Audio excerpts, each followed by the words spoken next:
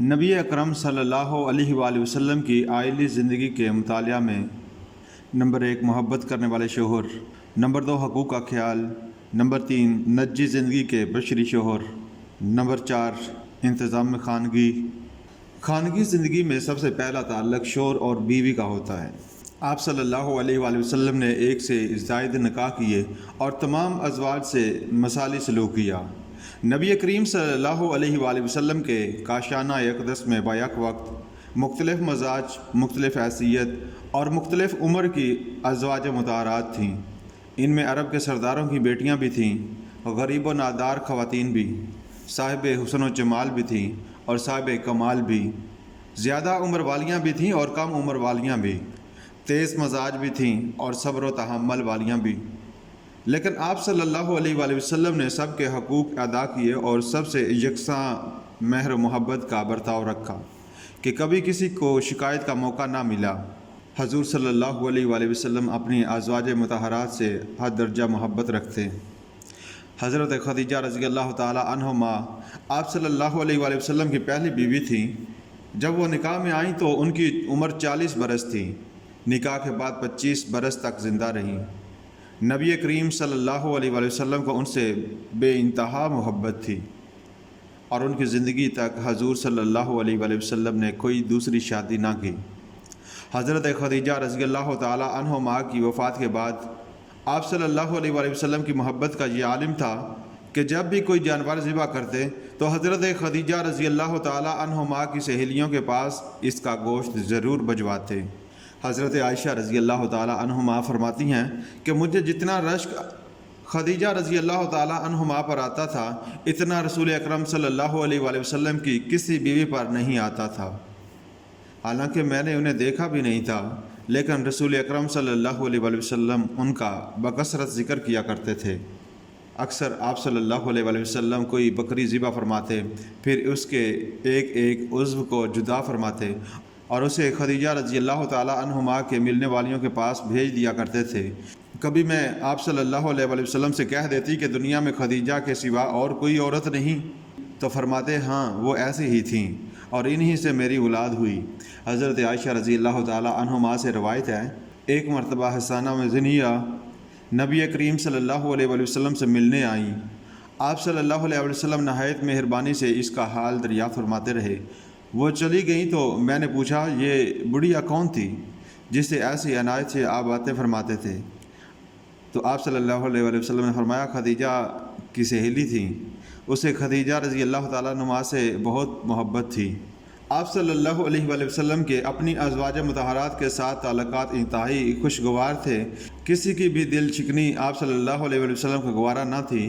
ایک مرتبہ نبی اکرم صلی اللہ علیہ وآلہ وسلم صفیہ رضی اللہ تعالی عنہما کے پاس گئے، دیکھا کہ وہ رو رہی ہیں۔ آپ صلی اللہ علیہ وآلہ وسلم نے رونے کی وجہ پوچھی تو انہوں نے کہا کہ عائشہ اور زینب رضی اللہ تعالی عنہما کہتی ہیں کہ ہم تمام ازواج سے افضل ہیں، ہم آپ صلی اللہ علیہ وسلم کی زوجہ ہونے کے ساتھ ساتھ آپ صلی اللہ علیہ وسلم کی چچا زاد بھی ہیں۔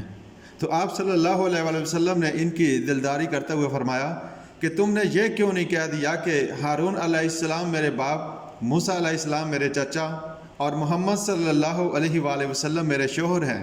آپ صلی اللہ علیہ وآلہ وسلم کو اگرچہ حضرت عائشہ رضی اللہ تعالی عنہما سے بے حد محبت تھی، لیکن یہ محبت دوسری ازواج مطہرات کی حق تلفی کا باعث نہ بنی۔ اپنی زندگی کے آخری ایام بھی آپ صلی اللہ علیہ وسلم تمام ازواج مطہرات سے اجازت لے کر حضرت عائشہ رضی اللہ تعالی عنہما کے حجرے میں بسر کیے۔ حضور صلی اللہ علیہ وسلم اپنی بیویوں سے محبت کرنے والے شوہر تھے، ازواج مطہرات سے قابل اعتماد اور محبت کی خوشگوار فضا کے لیے ہمیشہ کوشاں رہتے۔ اس تمام محبت و اعتماد کے باوجود آپ صلی اللہ علیہ وسلم ان کے محاسبے سے غافل نہ رہتے۔ دینی معاملات میں اگر ادنا سی کوتاہی بھی کسی سے سرزد ہو جاتی تو حضور صلی اللہ علیہ وسلم ضرور ٹوک دیا کرتے تھے۔ ام المومنین حضرت عائشہ رضی اللہ تعالی عنہما یہ شہادت دیتی ہیں کہ حضور صلی اللہ علیہ وسلم اپنے ذاتی معاملات میں کسی سے باز پرس نہ فرماتے، لیکن اللہ تعالیٰ کے معاملے میں ہر کوتاہی پر ضرور پوچھ گچھ کرتے، اور اس احتساب سے کوئی محبوب سے محبوب شخصیت بھی بچ نہیں سکتی تھی۔ حضرت عائشہ رضی اللہ تعالیٰ عنہما کی زبان سے ایک مرتبہ حضرت صفیہ رضی اللہ تعالیٰ عنہما کے بارے میں یہ الفاظ نکل گئے تھے کہ صفیہ رضی اللہ تعالیٰ عنہما میں یہ عیب کیا کم ہے کہ ان کا قد چھوٹا ہے۔ یہ بات ان کی زبان سے نکلنا تھی کہ آپ صلی اللہ علیہ وسلم نے فوراً ان الفاظ میں تنبیہ فرمائی، عائشہ تم نے ایک ایسی بات زبان سے نکالی ہے کہ اگر وہ سمندر میں ملا دی جائے تو اس کی کڑواہٹ اسے بھی تلخ کر کے رکھ دے۔ حضور صلی اللہ علیہ وسلم کا یہ محاسبہ دراصل آپ صلی اللہ علیہ وسلم کی محبت کا ایک پہلو تھا۔ جو لوگ اپنے گھر والوں سے محض مادی قسم کی محبت رکھتے ہیں وہ اپنے ذاتی راحت و آرام سے تعلق رکھنے والی باتوں پر تو بڑے سخت گیر اور تنگ مزاج ہوتے ہیں، لیکن اللہ تعالیٰ اور اس کی شریعت کے معاملے میں وہ بڑے روادار اور فیاض ہوتے ہیں۔ حالانکہ شریعت کا تقاضا یہ ہے کہ ان کوتاہیوں کو نظر انداز کر دیا جائے جو ان کی ذات سے متعلق ہیں، اور شریعت کے معاملات پر سستی یا غفلت برتنے پر گرفت کی جائے۔ حضور صلی اللہ علیہ وسلم کا یہی طریقہ تھا۔ آپ صلی اللہ علیہ وآلہ وسلم اپنے ذاتی آرام سے زیادہ اس بات کی فکر میں رہتے کہ گھر والے اپنی آخرت کی ذمہ داریوں سے غافل نہ ہونے پائیں۔ نبی اکرم صلی اللہ علیہ وآلہ وسلم کی 1 سے زائد بیویاں تھیں، لیکن آپ صلی اللہ علیہ وآلہ وسلم نے تمام کے درمیان عدل و توازن برقرار رکھا اور ہر ایک کے حقوق ادا کیے۔ کبھی ایسا نہ ہوا کہ آپ صلی اللہ علیہ وآلہ وسلم نے کسی کے حقوق پر کسی دوسری زوجہ کو فضیلت دی ہو یا کبھی عدل و توازن کو ہاتھ سے جانے دیا ہو۔ تمام ازواج کو ان کے حقوق ادا کرنا آپ صلی اللہ علیہ وسلم کا بہترین اور مثالی کارنامہ ہے۔ عرب کے اس معاشرے میں جہاں عورت کو جینے کا بھی حق حاصل نہیں تھا، آپ صلی اللہ علیہ وسلم نے اپنی ازواج مطہرات کے ساتھ بہترین سلوک کر کے عورت کی حیثیت اور معاشرے میں اس کے مقام کا تعین کیا۔ آپ صلی اللہ علیہ وسلم کا اسوہ قرآن پاک کی اس آیت کریمہ کی عملی تفسیر تھا، وَعَاشِرُوهُنَّ بِالْمَعْرُوفِ، اور ان کے ساتھ اچھی طرح رہو سہو۔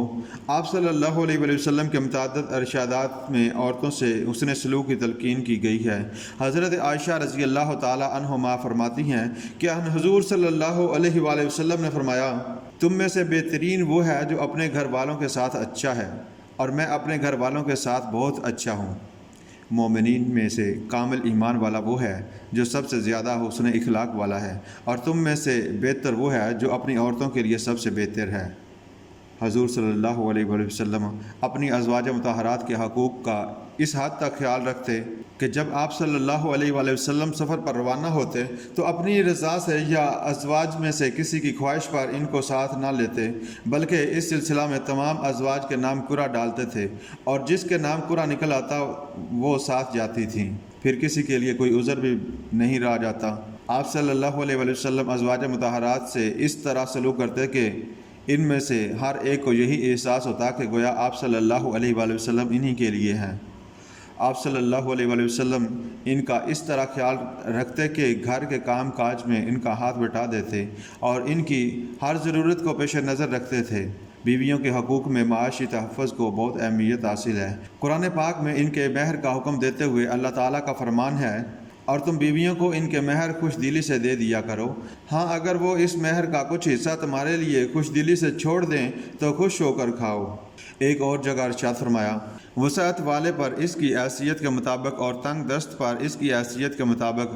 انہی امور کا ذکر احادیث میں حضرت ابو سلمہ رضی اللہ تعالی عنہ کہتے ہیں کہ میں نے حضرت عائشہ رضی اللہ تعالی عنہما سے پوچھا کہ نبی اکرم صلی اللہ علیہ وآلہ وسلم کی ازواج مطہرات کا مہر کتنا تھا؟ انہوں نے فرمایا کہ آپ صلی اللہ علیہ وسلم کا مہر اپنی بیویوں کے لیے 12 اوقیہ اور 1 نش تھا۔ پھر حضرت عائشہ رضی اللہ تعالی عنہما نے پوچھا کہ نش کو جانتے ہو؟ میں نے کہا نہیں۔ کہا کہ نصف اوقیہ اور سب ملا کر 500 درہم۔ اس سلسلے میں حضرت عمر فاروق رضی اللہ تعالی عنہ نے ایک مرتبہ فرمایا کہ خبردار عورتوں کا مہر زیادہ نہ باندھو، اگر زیادہ مہر باندھنا دنیا میں زیادہ عظمت کا سبب اور اللہ تعالیٰ کے ہاں تقوی کا باعث ہوتا تو نبی اکرم صلی اللہ علیہ وآلہ وسلم اس کے زیادہ حقدار تھے، اور مجھے نہیں معلوم آپ صلی اللہ علیہ وآلہ وسلم نے اپنی کسی بیوی یا بیٹی کا مہر 12 اوقیہ سے زیادہ رکھا ہو۔ حکم بن معاویہ اپنے والد سے روایت کرتے ہیں کہ میں نے عرض کی، یا رسول اللہ، شوہر پر بیوی کا کیا حق ہے؟ تو آپ صلی اللہ علیہ وآلہ وسلم نے فرمایا، جب کھائے تو اسے کھلائے، جب پہنے تو اسے پہنائے، نہ اس کے چہرے پر مارے اور نہ اسے برا بھلا کہے، اور گھر کے سوا اس سے علیحدگی نہ اختیار کرے۔ جب آپ صلی اللہ علیہ وآلہ وسلم مدینہ تشریف لائے تو آل محمد صلی اللہ علیہ وآلہ وسلم نے سیر ہو کر متواتر 3 رات گیہوں کی روٹی نہ کھائی، یہاں تک کہ آپ صلی اللہ علیہ وآلہ وسلم نے وفات پائی۔ حضرت عائشہ رضی اللہ تعالی عنہما فرماتی ہیں کہ ہم لوگوں کو آگ جلاتے ہوئے ایک مہینہ گزر جاتا، کبھی ہم صرف کھجور اور پانی استعمال کیا کرتے تھے، مگر یہ کہ تھوڑا سا گوشت ہم لوگوں کے پاس آ جاتا تو اسے استعمال کر لیا کرتے تھے۔ ان حالات میں ازواج مطہرات کی طرف سے شکایت کا پیدا ہونا قدرتی امر تھا۔ ازواج مطہرات کی طرف سے مطالبہ ہوا تو قرآن مجید میں ارشاد باری تعالیٰ ہے، اے نبی اپنی بیویوں سے کہو کہ اگر تم دنیا اور اس کی زینت چاہتی ہو تو میں تمہیں کچھ دے دلا کر بھلے طریقے سے رخصت کر دوں، اور تم اللہ تعالیٰ اور اس کے رسول اور دار آخرت کی طلبگار ہو تو جان لو کہ تم میں سے جو نیکوکار ہیں اللہ تعالیٰ نے ان کے لیے بڑا اجر مہیا کر رکھا ہے۔ حضرت عائشہ رضی اللہ تعالیٰ عنہما اس پر ازواج مطہرات کا رد عمل بیان کرتے ہوئے کہتی ہیں، رسول اللہ صلی اللہ علیہ وسلم نے ہمیں اختیار دے دیا تو ہم نے اللہ تعالیٰ اور اس کے رسول کو پسند کیا، اور آپ صلی اللہ علیہ وسلم نے اسی کو اختیار کیا۔ ان حضور صلی اللہ علیہ وسلم کا گھر ایک انسانی گھر تھا، اس میں آنسو بھی تھی اور خوشیاں بھی تھیں، محبتیں بھی کار فرمات اور کبھی کبھی رشک بھی، پریشانیاں بھی ہوتیں اور تفریح کے لمحات بھی میسر آتے۔ جب نبی اکرم صلی اللہ علیہ وآلہ وسلم گھر میں آتے تو تمام گھر میں شگفتگی پھیل جاتی، گفتگو بھی ہوتی، مشورے بھی ہوتے، دور دور تک بیزاری یا اکتاہٹ کا نشان نہیں تھا۔ ایک واقعہ حضرت عائشہ رضی اللہ تعالیٰ عنہما بیان کرتی ہیں کہ میں نے خزیرہ تیار کیا، یعنی کیما کو پانی میں پکا کر اس پر آٹا چھڑک کر تیار کیا جاتا ہے، تو حضرت سودہ رضی اللہ تعالیٰ عنہما بھی موجود تھیں اور رسول خدا صلی اللہ علیہ وآلہ وسلم دونوں کے درمیان بیٹھے تھے۔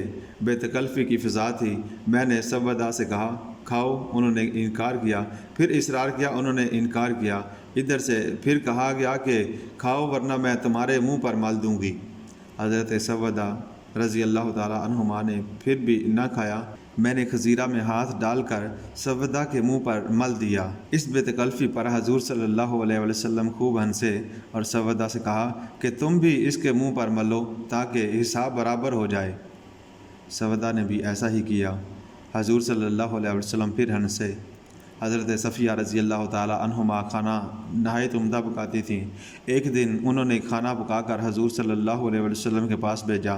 آپ صلی اللہ علیہ وسلم اس وقت حضرت عائشہ رضی اللہ تعالیٰ عنہما کے گھر میں تشریف رکھتے تھے۔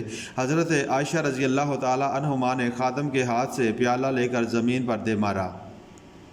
حضور صلی اللہ علیہ وسلم نے پیالے کے ٹکڑے چن کر انہیں یکجا کیا اور دوسرا پیالہ منگوا کر حضرت صفیہ رضی اللہ تعالیٰ عنہما کو بھجوایا۔ ایک مرتبہ حضرت عائشہ رضی اللہ تعالیٰ عنہما حضور صلی اللہ علیہ وسلم سے بلند آواز سے باتیں کر رہی تھیں۔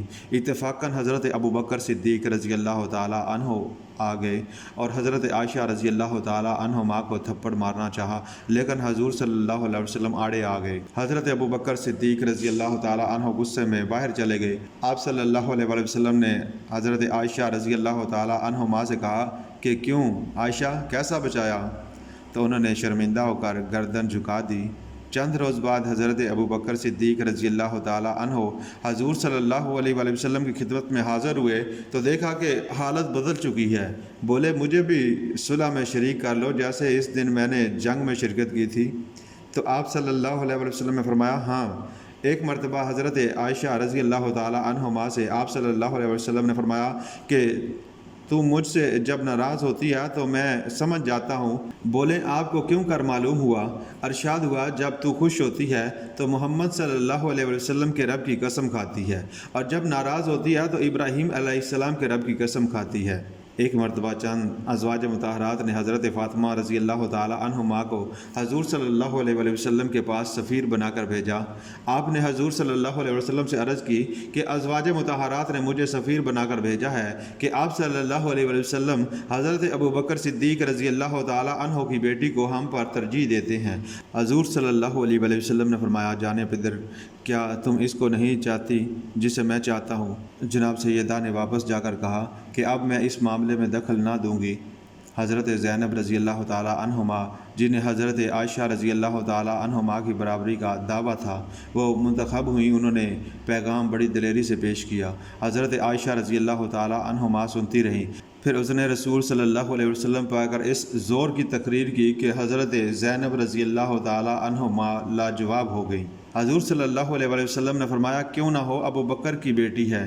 نبی اکرم صلی اللہ علیہ وسلم کی خانگی زندگی کی یہ تفصیلات ظاہر کرتی ہیں کہ گھریلو ماحول میں انسانی تقاضے کیا مسائل پیدا کرتے ہیں اور انہیں کس طرح حل کرنا چاہیے۔ آپ صلی اللہ علیہ وسلم کا گھر انسانوں کا گھر تھا اور اس میں سارے انسانی جذبات کار فرما تھے، مگر اس گھر میں معصیت اور گناہ نہ تھا، اس لحاظ سے یہ گھر مثالی گھر تھا۔ رات کو جب نبی اکرم صلی اللہ علیہ وسلم بستر پر ہوتے تو اہل و عیال سے گفت و شنید فرماتے، کبھی گھریلو امور پر اور کبھی عام مسلمانوں کے مسائل پر، یہاں تک کہ کبھی قصہ کہانی بھی سنایا کرتے تھے۔